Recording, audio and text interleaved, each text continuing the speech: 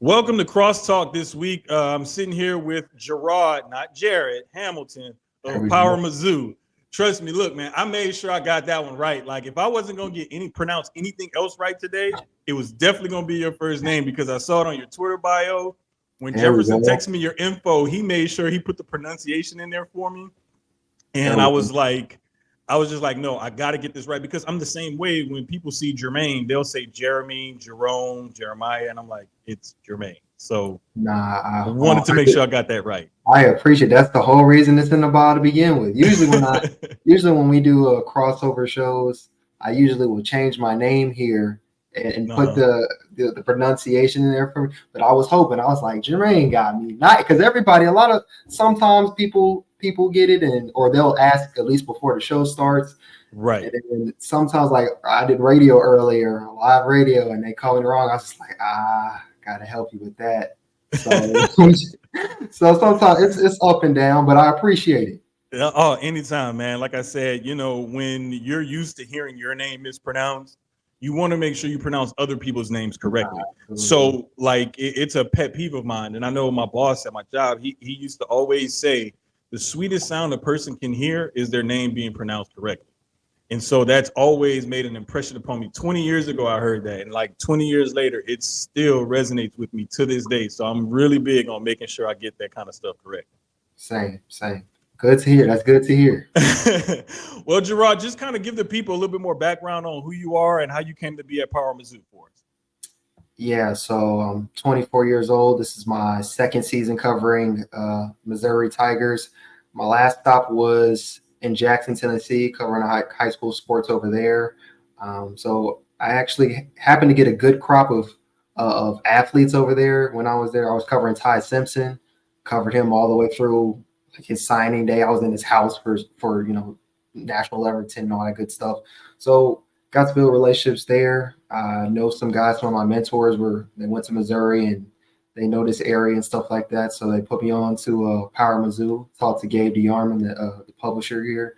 We hit it off real quick, and I've been here for a year and 3 months now, and I'm really enjoying it. It's cool to so early on to jump into SEC football. Like, and I only graduated. I graduated from North Carolina A&T in Okay. 2021. So it's kind of been a real quick turnaround for me. Hey, man, look, more power to you. I tell people all the time, like, when you're at that age and you can do it, take advantage of it. Just put your all into it while you can before you have any like big time adult For responsibilities, sure. I'll say. Because we all have responsibilities as young adults. But I mean, when you start to get like, the mortgage and the kids and wife and different things like that, then you start to get more real life responsibilities. And trying to accomplish some of those goals and dreams can become more difficult. So I'm really happy for you that you're jumping right into it, both feet in the deep end, and just really going at it and thriving at it as well. Appreciate you, man. Thank you. So let's start it off. Missouri LSU, there really isn't much history. I always try to start off with the history of the rivalry, but because Mizzou just came to the SEC, and there was only one previous meeting, I believe, back in 1978. There's only been 3 games between these two teams, and Missouri actually leads the series 2-1. They actually won the last game back in the COVID year, 2020 in Missouri. It was a 45-41 game. In that game, I did not see going that way. The previous meeting was a LSU 42-7 romp in 2016, and like I said, the very first meeting prior to that was in 1978 in the Liberty Bowl in Memphis, and Mizzou won that one 20-15. So there's not a whole lot of history to go on between these two teams. However, by them both being in the SEC, I believe they're both in the SEC West, if I'm not mistaken. Uh, Missouri's in the East. East, that's right. That's right. Because that was the team that came over, and I was wondering they're like northwest of LSU. Yeah, So no, why are they in the East? that actually tripped me up a few times before I got to this job. Like that always bothered me until I got to the job. I had to really focus up on that. Like, why are they in the East? But I get Texas A&M and why they are in the West. I guess they're a little bit more west than Missouri or whatever that means. So it's Yeah, it all trust me, it always throws me off. I always think they're in the West, and I have to literally look up the standings and whatnot. Oh, I forgot they're in the East. That's right. Well, divisions are going away next year, so it's not even going to Yes. matter. It's not even going to matter. Yes. But just seeing this team come in, they're now ranked 21. They're 5-0, 1-0 in the conference. LSU has dropped 2 games, so they're down to 23rd in the country, 3-2 on the season, 2-1 in the conference. Looking at the matchup predictor, about 70-30 split for LSU. Just the line that I'm seeing right now has LSU favored by 5.5. Over and under is 64.5. When I'm looking at these two teams matching up, what is it that Missouri has on offense that they feel is their go-to, their bread and butter, their strength? It's going to be this passing attack. Brady Cook he's been playing phenomenal. I mean, it's a night and day difference from how he was last year and how the offense as a whole was last year. I mean, offensive line, it struggled a lot last year. They didn't really have a tight end to make anything happen. They had 3 tight ends play last year, and they combined for 10 receptions, 102 yards, and 2 touchdowns. So they didn't have much going there. Tight end room is still a work in progress, but they got a 4-star in Brett Norfleet that they like. And just generally the tight end group they're not just it felt like last year there was a lot of 10 on 11 when it came to Missouri football on offense. Like the tight end would be out there, but sometimes you just really couldn't tell because they were also not really good at run blocking. So they're better at run blocking. They kind of started just a little bit more purpose out there. And this receiving group led by Luther Burden is much more talented than last year, even though they had Dominic Lovett, an all SEC receiver, go to Georgia. Last year just felt like they had what do I say? It's like a square peg in a round hole. They had wide receivers, but they didn't have the right wide receivers for what they needed to do. So they had too many slot guys last year. So Luther was, he's too talented to put on the bench. So they had him on the outside, but he's the slot guy, and they moved him to the slot. And now they got pieces for what they need. They need somebody to be a deep threat. They got that. They need a big body receiver in the red zone. They have that. And then they have Luther Burden, who him and Malik Neighbors seem like they're going toe-to-toe for best receiver in the country. Yeah, and it's good to see, like, when I look at some of the other teams that LSU is playing, I always look at their wide receivers, simply because this team has had such trouble defending the pass this year. And you look at last week's game, Ole Miss put up over 700 yards of total offense. 317 of that came on the ground. The rest came through the air. So they were very, very balanced and was able to gash LSU on both sides of their offense with the run and the pass. Is there a way for Missouri to kind of maybe not do exactly replicate what Ole Miss did, but how much of a threat does their run game pose LSU's defense, given that LSU has the propensity to be gashed on the ground as well this year? It's gonna be one of the interesting matchups. Actually, PFF has Missouri as the number 3 graded team when it comes to run blocking. Now, some of PFF grades sometimes are hit or miss. Last couple of weeks, it hasn't really looked like I think the grade was 80.1 or something. It hasn't really looked like that. It didn't look like that in the first half versus Vandy.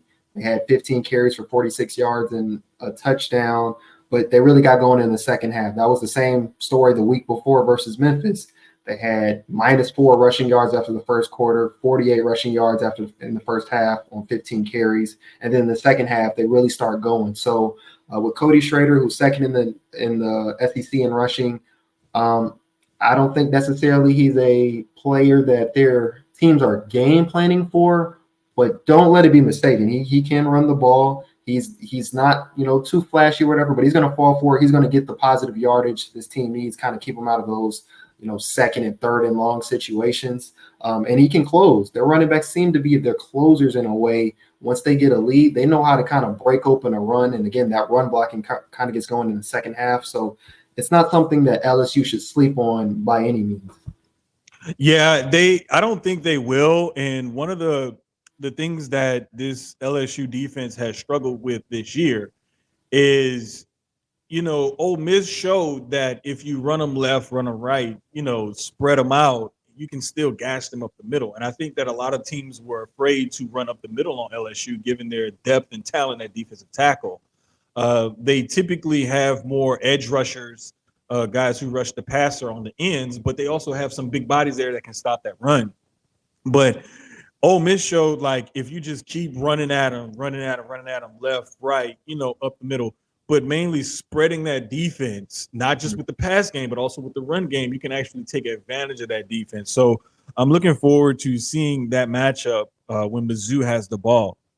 Now, when LSU has the ball, this past game, like you said, Luther Burden and Malik Neighbors look like they're, neck and neck for best wide receiver, not only in the SEC, but one of the best two wide receivers in the country.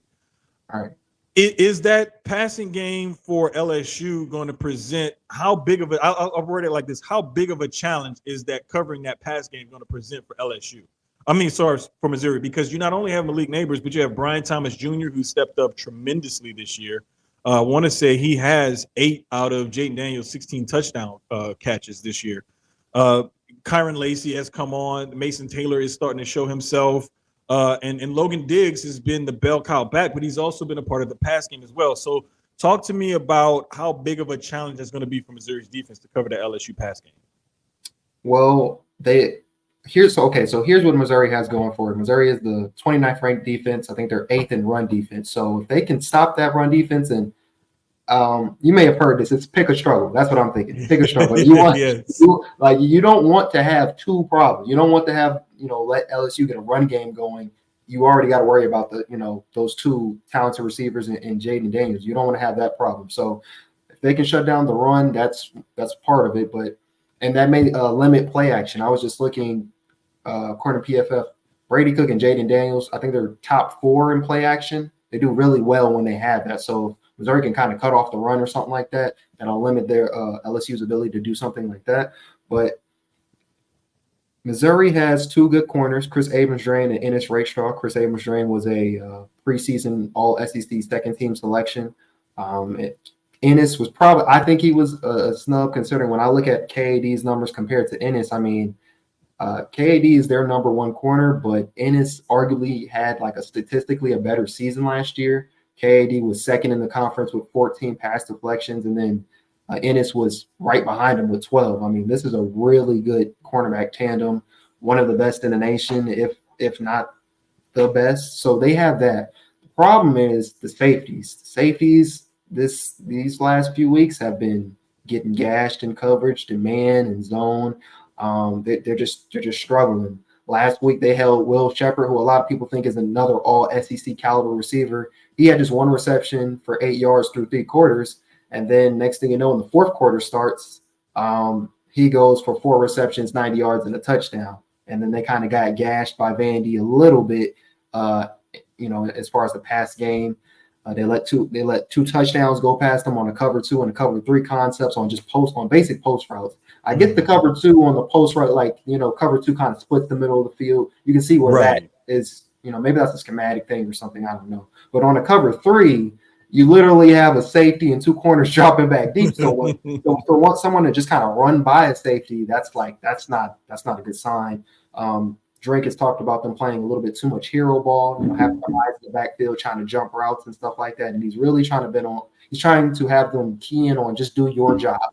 Do your, be the, 111th or whatever, you're one of the 11-man defense, do your job and you'll be okay. But again, I've heard that LSU has a deep offense that's, kind of similar to the 2019 offense statistically. And if that's the case, Missouri will have a big problem on his hands if the safety group can't kind of get right in coverage. Yeah, whenever there's a post route that beats a cover 3, it's either a really tight window throw by a quarterback between one of the corners and the safeties, and he has to almost anticipate that throw and anticipate where that safety is going to come over at. But if he's crossing in front of the safety, then that means that other corner on that other third was not paying attention either. So if that safety loses focus and that other corner loses focus, then you have a post route literally going across the field. And if that corner's not paying attention after he crosses face of that safety, then he's going to take off the field, and that's going to be a long touchdown, because I've seen that play out a number of times. I think one of the most famous mishaps on a cover 3 was years ago, Richard Sherman. They were playing the Falcons up in Seattle, and he went in motion with the 3rd string tight end, thinking that he was supposed to play man. Earl Thomas got caught on a wheel route to Julio Jones up that sideline. And everybody's looking at Sherman telling him, like, hey, you screwed up. But he didn't want to hear it. But that was one of those things where just a slight miscommunication in a busted coverage can leave a guy wide open. And that example always sticks out to me because Sherman was adamant that it was not his fault and that he called the play right. But when you look at the all 22 of that play, you can clearly see the rest of the defense is playing cover three. Sherman was the only guy playing man.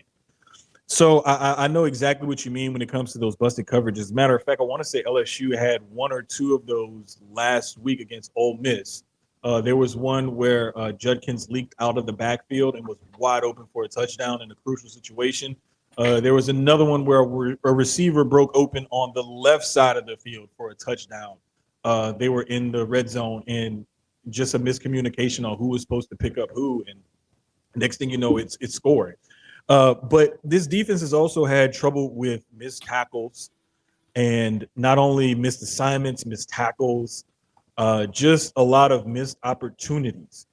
When LSU is on defense and Missouri is on offense, one of the things that I always look at is there a playmaker outside of the norm, somebody outside of Luther Burton, or somebody outside of, the SEC's leading rusher?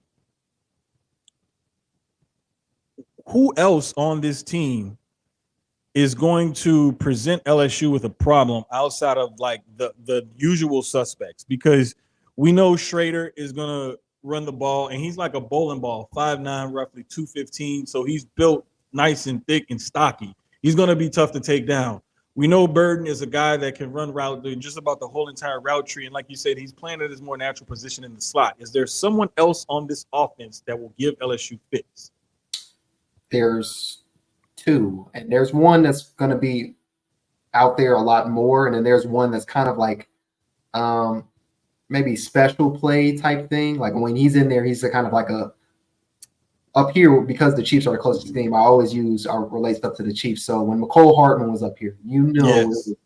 Deep routes and just verticals or deep posts, but he wasn't there to, run the whole receiving tree. He was there for one real reason. So I'll get to that in a second. So the first person is going to be Theo Weiss, former 5-star, former Oklahoma Sooner receiver. He had his best game as a Tiger last week. He had 10 receptions for $118 and a touchdown. Him and Burden were the first two Mizzou receivers to have over 100 yards in the same game since 2018. So that, for one, tells you how much the offense can kind of get going. But he's I think he's about 6'2", 200 some pounds, something like that. But he's a good red zone target. He knows how to high point the ball. He's really good at comebacks and out routes on the sideline. Like he's a good possession receiver, but he also can kind of stretch the field as well. So I mean, he does a lot of things well. He's firmly solidified himself as the receiver number 2 over here. And then Marquise Speedy Johnson. And eventually I'm going to stop calling him Marquise. I mean, literal track speed. He's a true freshman from Texas. He doesn't get a lot of snaps, obviously, just being a true freshman, but man, he can stretch the field dangerously. The last 3 games, he has at least 1 reception for 42 yards in the last 3 games. The last 2 games, he has a touchdown. I think it was like 42 yards, 46 yards, somewhere in that range. So he can stretch the field. And I think the biggest thing he does is not only is he fast enough to get behind the safeties and the coverage and stuff like that, but he can also be a really good decoy. Versus Memphis, I've never seen something like this. So basically he was running like a deep post, deep cross or whatever. He had already caught his 42-yard touchdown on like the 3rd play of the game. And so they put him out there again. I don't even think he's ever had 15 snaps in a game yet. So he's used, on a limited basis, but they put him out there. He ran a deep post cross or whatever. And Luther Burden ran a crosser on the opposite way. Luther didn't have a defender 20 to 25 yards close to him. You'll never see a star receiver that open in any game.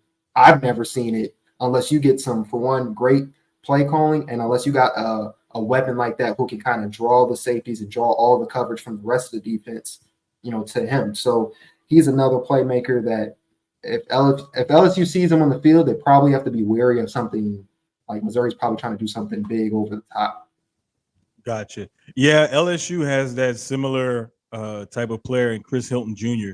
Again, same type of player, legit track speed. I mean, just he's the type of guy that can easily take the top off a defense. 6 foot 190, and I mean he's only a sophomore. But just seeing him out there and watching how quickly he moves from point A to point B, it's kind of scary. But when LSU has the ball on offense, another thing that I like to ask is who are the playmakers on that Missouri defense where pre-snap Jaden Daniels and crew is looking like, hey, find that guy, see where he's at.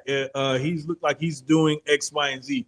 Who is that guy that's the playmaker, or it may be one or two, but who is that guy on Mizzou's defense that he needs to be pointed out, or these two guys, whatever, need to be pointed out before every snap? So the first one will be linebacker Tyron Hopper, another all SEC preseason guy. He's arguably their best player on defense, along with Chris Abrams-Drain. To be honest, it depends on the day. One day it's KAD, one day it's Tyron Hopper, but Tyron Hopper is really good at stopping the run. He's solid in pass coverage. He's not the best, but I don't think he's like a total liability. It's something he definitely can get better at, but he's a really good player. He's a playmaker. He's a heavy hitter for sure. He does all the little things, and if he's getting that run defense going, I mean, it's an issue. Another player that they will have to watch out for is star Dalen Carnell. He plays the safety, that hybrid, linebacker safety role. Mm-hmm. He'll be covering Mason Taylor a little bit. Coverage is not exactly his greatest strong suit. He's not terrible, but that's something he needs to work on. But another guy who is really good at stopping the run, and he just knows how to find the ball. Last year he came off the bench and he led the team in takeaways with 5. So for him to come off the bench and do that, he's certainly a playmaker, a big TFL guy, again, takeaway guy. So those two, I think, are the guys they're going to have to watch. Yeah, and those two guys actually is a coincidence that you actually said that, because they played that new position, like you said, that kind of safety linebacker hybrid position, where they're both roughly the same size, about 6'2", 220 or so. One plays at linebacker, the other plays at safety. But they both do similar things, just from different positions, different levels of the field. And teams are looking for those smaller, not I won't say smaller, but lighter linebackers who can run sideline to sideline, who have that type of speed and fluidity in their hips to where they can turn and cover and run with a guy if need be. And Dalen, he's just a big body, old school type of safety, but that can come down and knock your head off. But at the same time, like you said, he's working on his coverage skills in order to be on a guy like a Mason Taylor, because you need those big bodies, 6'2" and up, thicker, stronger safeties to guard those tight ends. Because let's say if you got one of those, 5'10", 195-pound Earl Thomas type guys out there against a 6'6", 250-pound tight end, he may be able to be in his hip pocket, but if that's a jump ball, it's obviously going to go to the bigger player. So seeing a guy out there, 6'2", 220 covering a tight end that's about, a little bit bigger than him, he can actually give him more fits. And those are the type of things that I like to know, because when I'm watching the game myself, I want to see, okay, who are the impact players on this other team, and who is somebody that can cause LSU some trouble. So again, like I mentioned earlier, the game is roughly everybody's pretty much picking LSU. Vegas has them as a 5.5 point favorite, but there's a 64.5 over and under, which means that they think that there's going to be a lot of points scored, and this will probably be a 1-score game. So as we start to wrap it up, how do you see this game playing out, and what's your final score prediction? I've thought about this. I've been doing like a lot of research the last 2 days trying to form this opinion. I've gone back and forth. Like every time I think about it, I pick the other team. Right now, I think the game will come down to 3 things, and I'm going to share this on Power Mizzou so they can see it too, so you guys know what's coming tomorrow. But got an article about the 3 things to look for in this game that I think will be big. I think red zone. Both teams are really good in the red zone offensively. I think Missouri's top 10, and then and they've been converting 95%, and LSU maybe 88, 89% or something like that. But defensively, neither team does well in the red zone. So who can kind of get the stop and, make it a field goal game for the other team, at least on a possession or two, or maybe even get a stop. Missouri they allowed their opponents 12 of 12 with 8 touchdowns entering last week. And it went to 13 of 13 in the first quarter. They did get an interception. Chris Evans-Drain got an interception in the red zone in the third quarter to kind of stop that streak, but they haven't been really good in red zone defense, so that's one thing.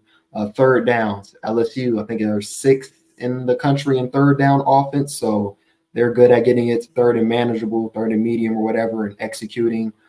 Missouri, when it comes to their offense and defense, shaky sometimes on third down. Before last week, they had in weeks 3 and 4, they were 3 of 21 on third down, putting a lot of yards up, putting a lot of points up, but 3 of 21 isn't going to cut it.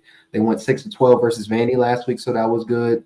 Their defense at a point from weeks 2 through 4 allowed opponents to get like 45% of their third down, so that wasn't that good. They allowed Vandy to just get 20%, so they're kind of on the up and up on that thing, but they've got to – this is – LSU and Vandy are miles apart in offense, so it's got to be something different this time around. And the third thing – actually blanking. The third thing is takeaways. Yeah. So offensively, neither team, is really giving the ball away. I think they're both in the top 15 or whatever in giveaways. I think Missouri has 4 and LSU has 5.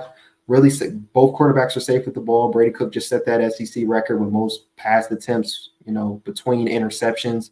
So they're safe with the ball. But the thing is, neither team gets takeaways either. They're not really I think they're tied, with just 5 takeaways on the season. So whoever can kind of steal a possession, and it doesn't have to be a takeaway. Missouri fans may remember to start the game versus Memphis, they actually started with an onside kick and got it, but I think it was a not a false or offsides penalty, took it away. But if you can kind of steal possession via an onside kick or any type of takeaways, that's something that can come down and win this game. But my prediction right now, I've got Missouri edging it out 34-31, and the reason is LSU, I think they have a better offense. Missouri has a really good, solid offense, and they've got a pretty good defense, so they're more of a balanced team. With LSU, I'm worried that it's a really high-powered offense, but the defense, you're not really seeing it. It reminds me of the 2018 Chiefs. Very great offense, but when it came to defense, and you seen Bob Sutton's crew out there, you knew it was kind of like, I don't know about this. So I think that's where I'm at with LSU. On the other hand, I can see someone giving LSU this game easily because that offense, sometimes your best defense is more offense, and that's what they do. And also, they have experience in these big-time games. They play them every single year, year in, year out. So it's not something new. It's been quite a while since Missouri has had a game. I mean, outside of Kansas State a couple weeks ago, but it's been quite a while since, they've had a game of this magnitude, being ranked, facing another SEC team when, they're undefeated, and this season has, so much importance going into it. So I can see it either way, but right now I'm leaning 34-31 Missouri.